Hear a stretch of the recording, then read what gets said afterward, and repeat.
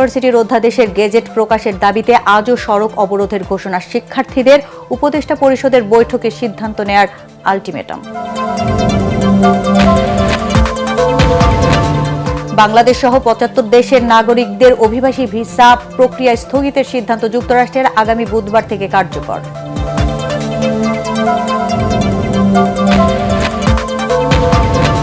রোজার আগেই এলপি গ্যাসের সংকট কেটে যাবে বলছেন ব্যবসায়ীরা। নিরবিচ্ছিন্ন সরবরাহ নিশ্চিতে বাংলাদেশ ব্যাংকের নীতিমালা সহজ করে দীর্ঘমেয়াদী পরিকল্পনা নেওয়ার দাবি।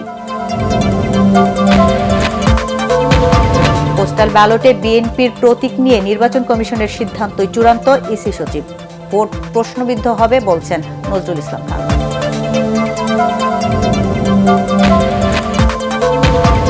এবং আজকের মধ্যে বিসিবি পরিচালক নাজমুল ইসলামকে পদত্যাগের আলটিমেটাম ক্রিকেটারদের, না হলে সব ধরনের ক্রিকেট খেলা বর্জনের ঘোষণা।